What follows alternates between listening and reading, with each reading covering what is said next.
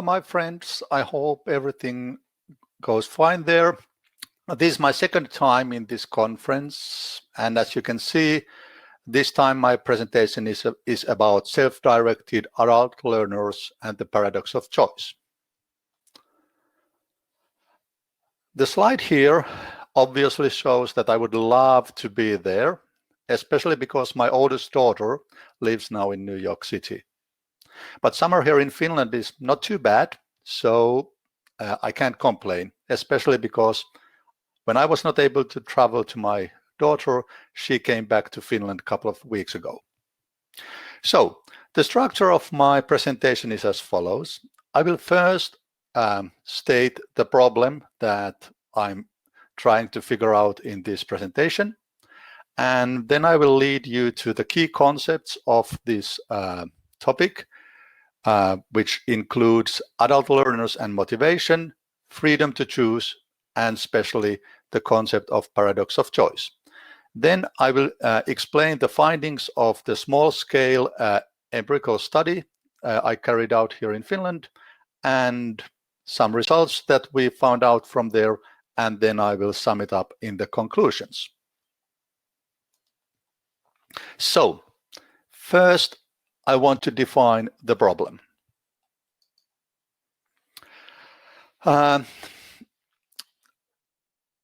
What we all know is that we learn best when we are motivated. So this holds true for younger students, but it also holds true for adult learners returning to college, for example. But the key question here is that what motivates adult learners?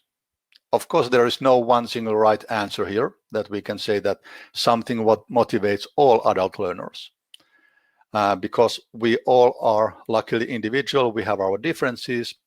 However, there is quite widely accepted understanding that adult learners typically have a deep need to be self-directing, and for them the possibility to choose is very important, and it increases their motivation.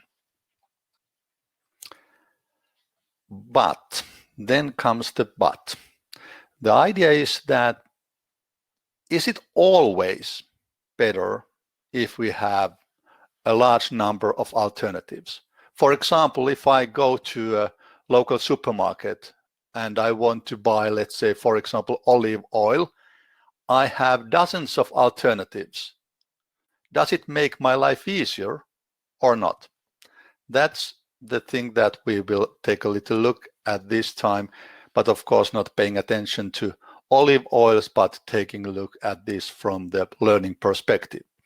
So now I'm moving to the key concepts here, and the first concept here is related to this learning motivation. We all know these large number of motivational posters that we try to use to motivate us, but I don't believe that this kind of poster is something that works. We need to go a little bit deeper. And all educational institutions, without any doubt, try to find out what motivates their students, and especially what sustains them in the learning process. Because of course we don't want our students to drop out. The whole concept of motivation is of course an issue that we cannot define one single way, but here on these slides there are some examples of definitions made by earlier scholars, and what we can say that earlier studies clearly points out that adult learners typically want to be in control of their educational paths. And one thing that they highly appreciate is the ability to choose. And that has led many higher educational institutions to offer a large number of optional courses to their adult students. And this way, they believe that they are able to increase the motivation of their adult learners. And some scholars have also found out that this possibility to choose becomes more important when students get older. So this is especially connected to adult learners. And the reasons for this can be explained, for example, so that adults have more experience in participation in decision making, and therefore they expect the same during their education. So the first concept was learning motivation. The second concept is freedom to choose. There is, at least in the Western world, most of us believe that the more choices we have, the better. And why we believe this is that we believe that the freedom to choose allows all of us to pursue the kind of lives that we value most. And some studies have pointed out that a large number of alternatives promote innovation, economic development, and social progress. American writer Madeleine L'Ange has gone even further and has said that it's the ability to choose which makes us human. So for that reason, it's very important thing for us human beings to be able to choose. So then the third concept, paradox of choice. And paradox of choice is a concept created by American psychologist Barry Schwartz. And the idea here is that although the alternatives and possibility to choose means commonly welfare, freedom, we can reach a point where too many options can actually be some kind of harmful to our emotional well-being. So the idea is that the available number of options affects evaluation, and it might rise the complexity of decision-making process so that we will hard to make any decision at all. So if we use here a classical example that is made quite a long time ago, but this is clearly pointing out how this paradox of choice can affect us. In this experiment, in an American supermarket, there were different kind of jams offered to the customers. The first couple of weeks, there was extensive selection of 24 flavors. And what happened was that the shop visitors paid a lot of interest to this quite large collection of jams, but surprisingly, they did not buy much. Next 2 weeks, the shop offered limited selection, only 6 flavors. Fewer shoppers stopped by, but surprisingly, they were able to sell more the jam. And this is one clear explanation of how too many choices can sometimes make the decision process so hard that we decide not to choose at all.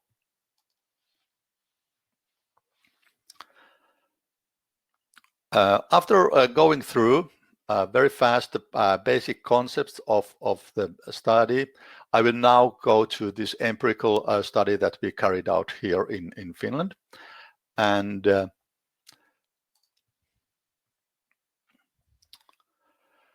first of all, I have to explain a little bit of this situation here in Finland.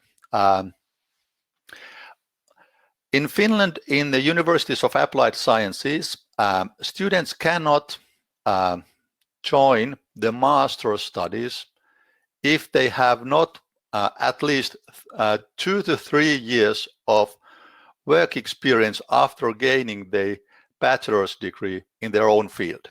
So the idea is that all the master's students in Finnish University of Applied Sciences are working adults returning to college.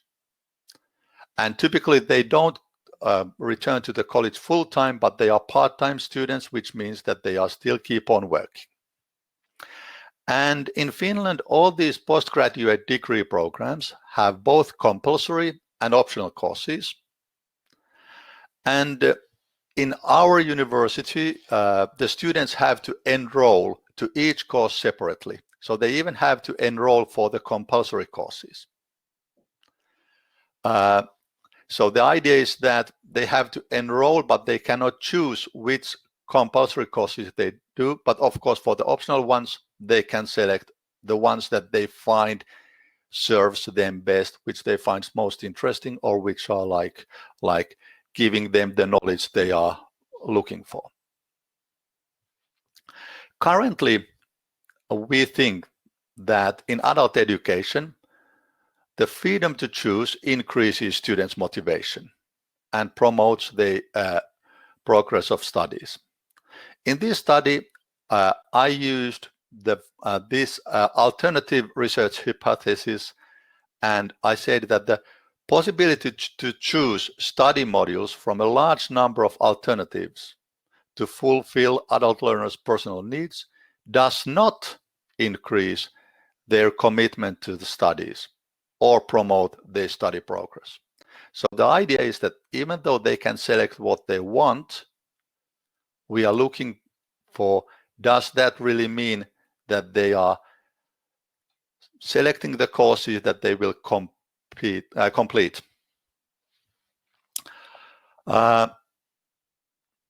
In this simple study, the postgraduate students' study success was analyzed, and we only took a look at did they pass or did they fail the course. We did not pay any attention to the passing grade. We only analyzed did they pass or did they fail the course. And of course, we got the student course selection as well as the number of passed and failed courses after their full first academic year from the official study register.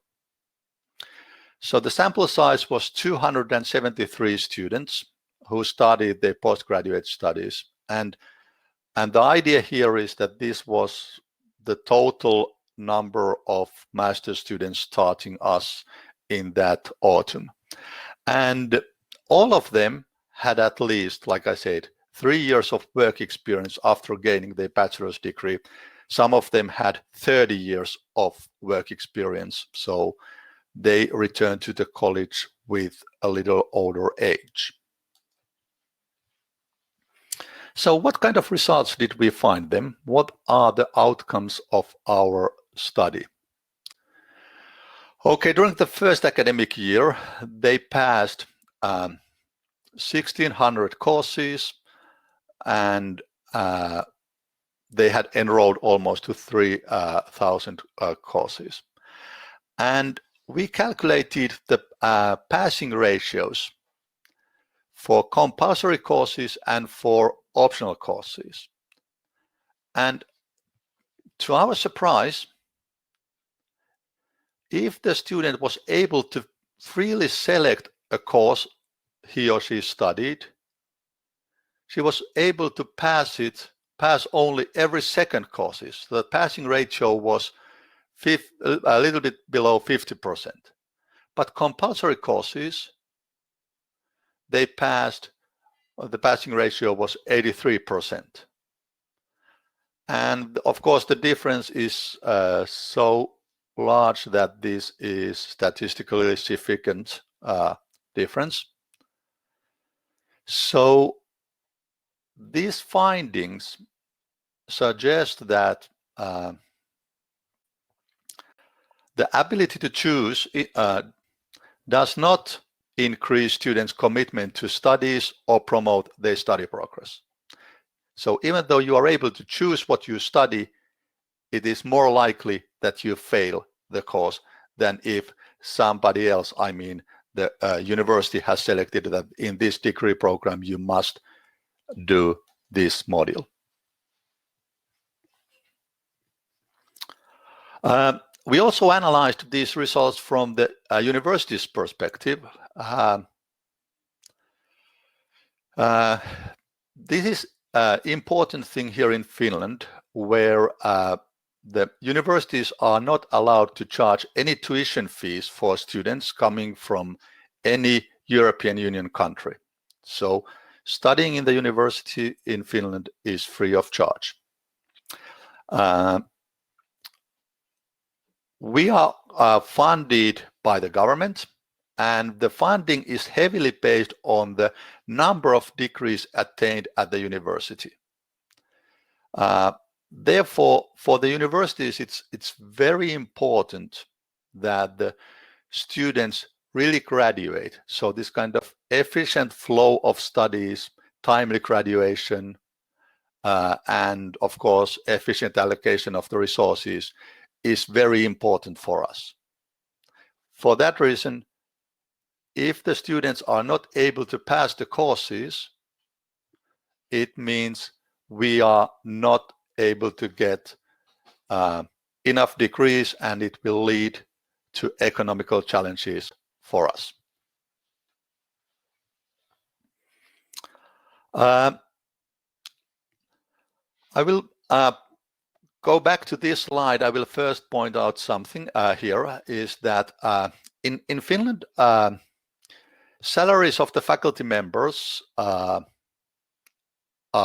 based on collective labor agreements, and it means that we have equal pay system. So it means that no matter if you are male or female, it doesn't affect any way to your salary. We have, in a way, a fixed salary, and it only is connected, or it raises with your experience. And for that reason, we were able to calculate how much does it cost to get one student passed a compulsory course, and how much did it cost to get a student pass an optional course. And what we find out that the average cost for every optional course passed by one student is 74% higher compared to the mandatory courses. So this is like giving us, from the economical point of view, a situation where offering a large number of optional courses might be a challenge for us, because even though students like to select them, they don't pass them, and this is not the efficient use of our scarce resources.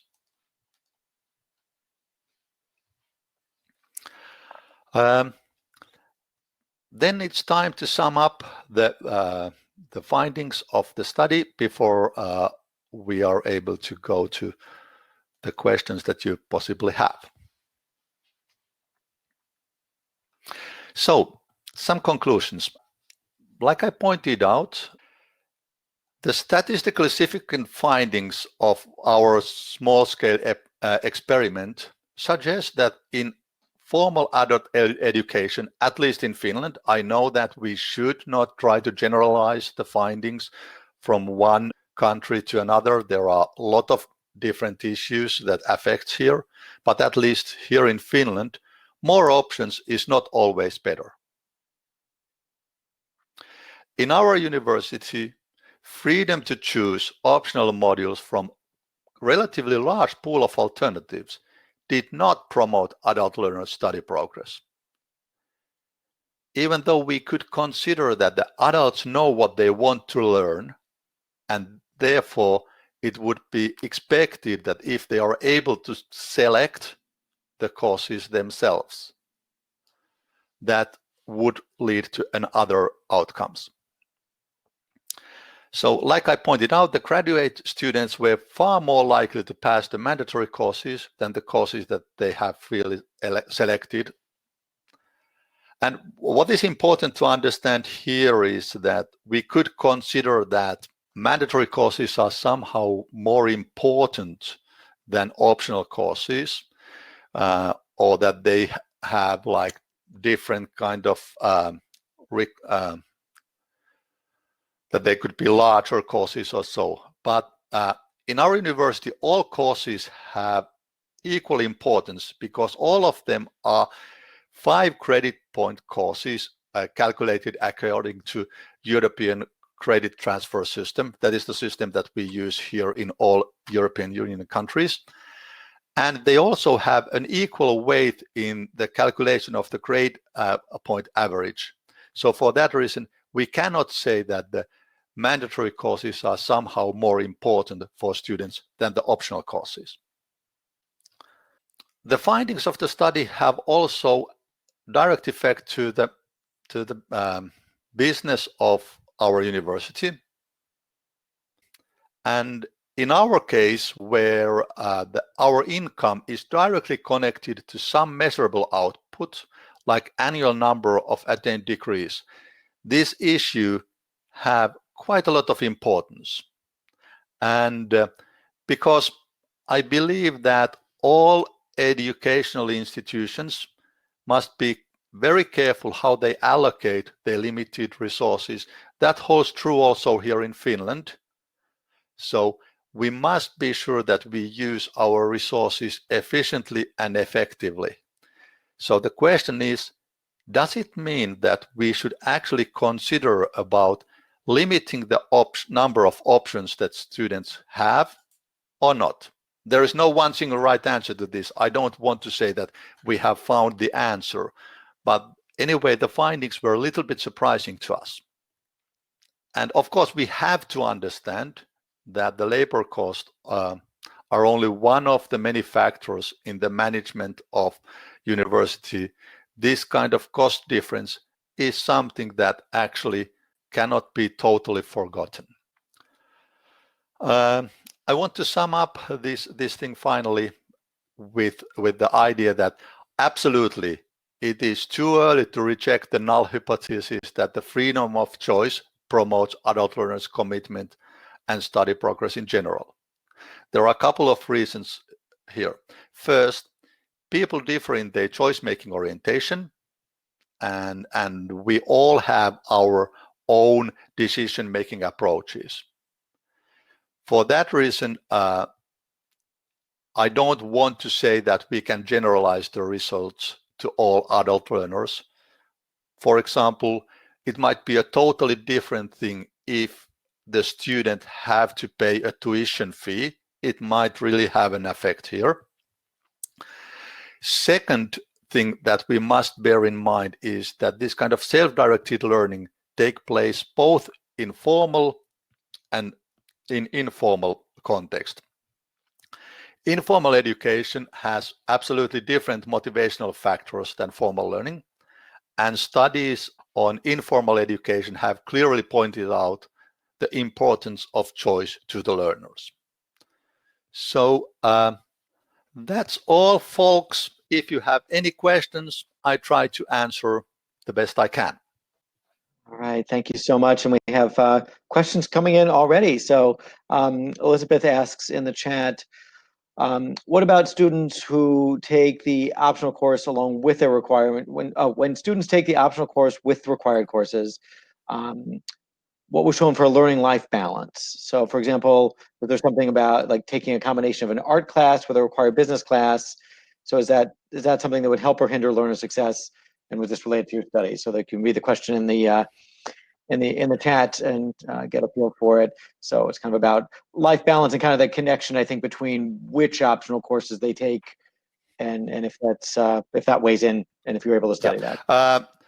Of course, there are many factors that we could cover here. However, what I want to point out here is that because these courses, these students were all postgraduate students. They were all studying in their master programs. And for that reason, the selections came in their own field. I mean that if you are doing a Master of Engineering, you are doing selecting your courses from topics that you study. Let's say that it's, for example, information science, then you select the courses from that field. So it's not so that you jump to the totally different field in that sense.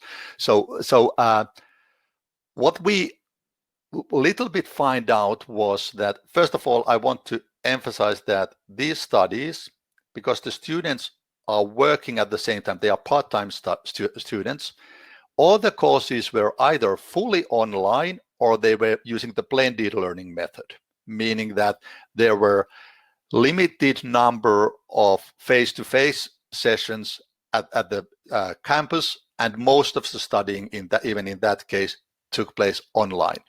And the early findings that we find out was that we didn't find any difference between fully implemented online courses and blended learning courses. So that's what I can point out here. But I want to be honest, there is a lot what we can try to figure out to find from this data still. No, absolutely. Can you tell us how many of the what percentage of the courses that a student would take would be compulsory rather than optional? It depends a little bit of the master program, so there is not a fixed number, but to give you some rough idea of this, the compulsory courses are something like 60 to 70%, and then 30 to 40% is optional courses. But I want to point out that there are little differences here in between the master programs. Okay. I know you mentioned earlier that people weighted compulsory and optional courses equally because they were, they're kind of worth the same credits and all that. Is there any possibility, and it's just hard to know, but that in the culture of the institution that the compulsory courses are still considered quote unquote more important because they are required, and that there's something extra in the way that people attend to those, or because all of their peers are in them and it would be more embarrassing to not do well or something like that? I don't know. There are those factors that you feel might contribute. Well, actually, what I think is that it's not this embarrassment issue that you pointed out, but it's rather that when you are studying the compulsory courses, you are studying with your own student group. And what I think that it's important thing to understand that even adult learners don't study alone, they study together. This peer learning is taking place, and they get support from other students. Let's say, for example, that we have one student who is more gifted in mathematics, then his or her friend is not so well in that. Very likely they are outside our organized sessions, discussing in Facebook or whatever media they use, and they help each other because they know the students, and for that reason this peer support is there in the compulsory courses. When they select some courses, they are a little bit like breaking the group. They might know only a couple of students there, and it's a little bit different thing. And that is what we have really studied to study that, because especially in adult learners who have already experience in their field, this peer learning from other students starts to be more important than learning from me, from the teacher, in a way that in our company we do this way. How do you do it in your company? And when they go to the optional courses, that is what they little bit lose, this network of their fellow students. Got it. So let me ask you sort of a different question. We've got a couple minutes left. We're still waiting for our next presenter, so we can take a little more time because I have more to ask you, and others may also. So first of all, you mentioned the sort of societal implications of sort of a culture of learning, and that probably weighs into what people want to do, who they're going to be able to work with. If we get back to the choice example you gave earlier at the beginning of the talk, with we had the jam example and we had the overwhelming grocery store example. From what you've seen, do you feel that is different online? In other words, for example, in the shopping context, which is not exactly the learning context, in the shopping context, my expectations are different online, right? Like if you walk into a store and they have a million choices, or dozen of choices, it can easily be overwhelming. You want to get in and get out, and it's just so hard to find what you want. Online, the ways you can find things are easier, and your expectations are, I'm shopping online, they should have everything. Why would they not have everything? So are there thoughts that you have about how that could impact online learning, and we put people in sort of the right situations to have the right amount of choice for the context and the technology? Yeah, well, very difficult to say which way we should come to this issue. But what I think that it's why students might drop some of the courses or fail some courses in our case is that it's the lack of communication. We are not able to tell them in forehand what that is. And I mean that it might be, even when students apply for the master programs, they get heavily involved. What are the compulsory courses? What they should study? They know, they get a little bit familiar with that. And then it is like, when it comes to selecting the optional courses, it might be so that they are actually not selecting, they are picking, so that they are not actually doing real mental work to do the selection. They just choose something, and that might affect here. And of course, in online environment, we should be able to offer better information. For example, some kind of piloting testing. Is this what you are looking for? Something like that before they actually enroll to the course. Yeah. Relating to the courses, is there, what kind of information do people have available to them when they decide whether to take a course, right? So for a required course, you're going to take it. There's no question. It's got to happen at some point. For an optional course, what do they have? They might have information about the course content. They might have the syllabus. They might have the professor. They might have other people's ratings. Do they have all of those things? And do you have a sense of what they include and incorporate into their decisions? In Finland, we don't believe that much of grading. So luckily, the students are not giving the grades for me that are publicly available. But the idea is that, yes, of course, they have the syllabus. They have some samples of the material, but still, that is because I have not done it in an academic way, but I have discussed with the students that what could be the reasons for this, and they were clearly pointing out that they would like to know more before they make the selection. So that is the thing that we try to solve here. So maybe we are in our university a little bit limiting the options, and so that less quantity, more quality. That is what we are like thinking here a little bit. Yeah, because there's something in there about how to make the right informed decision and try to maybe, wonder if there's future work somewhere in trying to understand where people want to put how to get people to put more effort into the decision and sort of without overwhelming them, right? So, maybe you have 24 things, but it's easier to narrow down, these are the 4 I'm going to care about. And then I can get into those in more detail. And the other 20, there was no chance I was going to pick those anyway. So it's all the choices are there, but I'm not overwhelmed because I'm easily able to focus to a manageable set. And there might be something to that. And it's obviously hard to do with courses, but there may be something in that where you can, I don't know. I don't know if you want to, build a decision guide to students and, ask them to answer a few questions about their interests or more than that. But there's something in that where, how do you have a large number of choices and quickly get to the subset that's most interesting to you? And that's probably true in any context and something to think about. So, but it's interesting work. We still have time for a couple other questions because our next presenters are still running into some internet issues, I think, on their side. So we have more time if other people have questions, and we have a comment from Annabelle, who did her master's at Columbia and works with us now.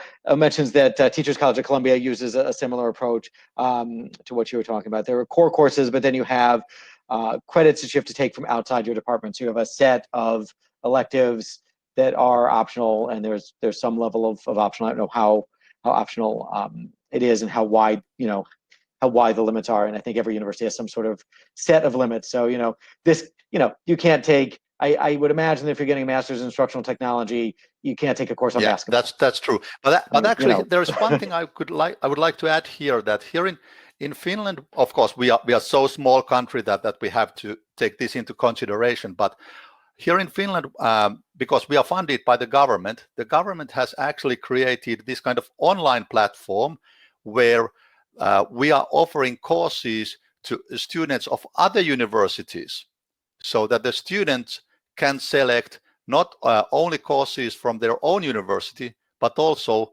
from other universities. And this has been quite a success here in Finland, that it has really offered a student better possibilities. Of course, all these courses are fully online because it might be so that the distance between the student and the university is 500 kilometers or whatever. So, but that is something that we have started to understand here in Finland, that in the limited resources, we are not able to do everything by ourselves. We have to cooperate between the universities, and this way we are able to serve better our students. And certainly with online courses, I mean, you're right, they can be reached anywhere as long as there's the appropriate agreement for cooperation and credit and certification, whatever is necessary. Is that a new program, the idea of sharing courses across universities? Yeah, Is that that's new? a new thing. We have it has been running now for 2 years, and it's like a website where all the universities publish so it's a little bit like edX or something like that you could consider, but Yeah. but the idea is that it's all in Finnish language, because we are that is our mother tongue, and there is no problem for accepting the courses. So the idea is that here in Finland we are a country of trust. So if another university accepts it, we accept it as well. So for that reason, there is no hassle for the students, if you allow me to say this.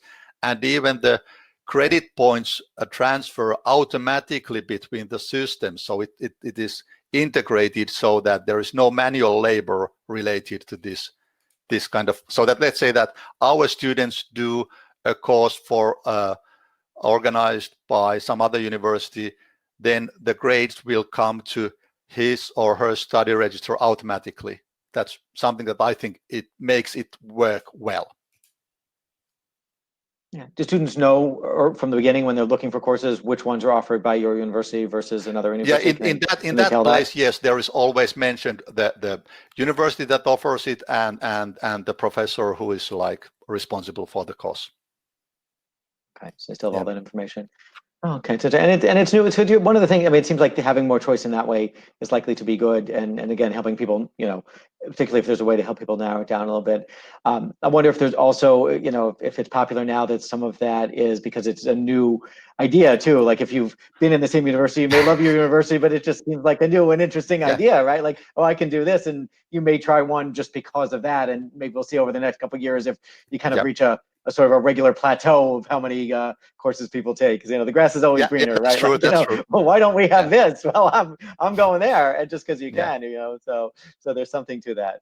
But this is just what you said, it's the first year that you've been doing it. Well, it's like in a way, still, if I take a look at how much our students select courses from our own offerings and how much they select from offerings of other universities, I would say that 95% that still select the courses from our selection, and only 5% select something from the other universities.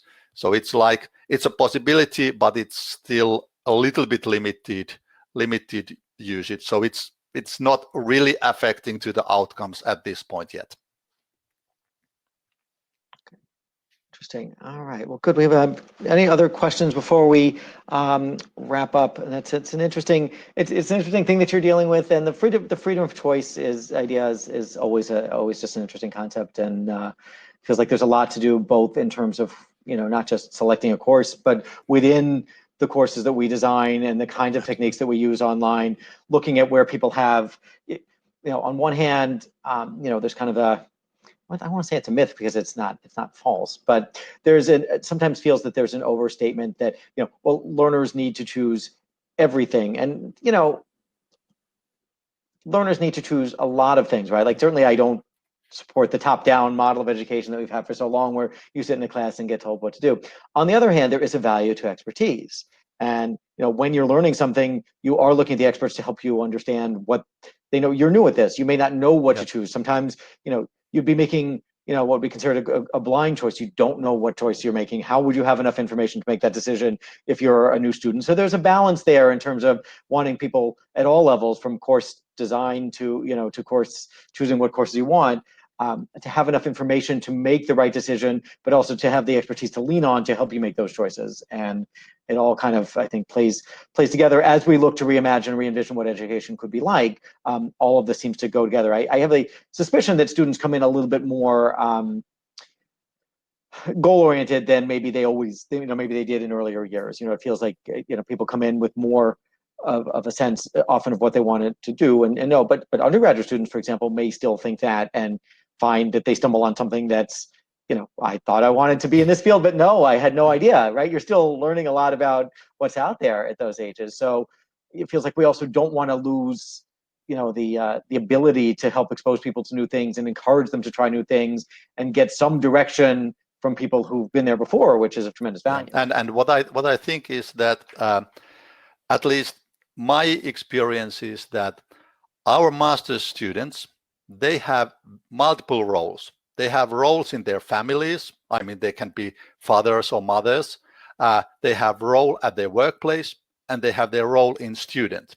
And in that busy moment, they love that somebody gives them some kind of guidance. And for that reason, that if they were like, okay, come to study us, select whatever you want. That would be, of course, I'm not for that, but you understand what I'm pointing out here, that would be a total disaster for them, because they say that, please help us to make sensible choices that are profitable for me in my professional development, for example.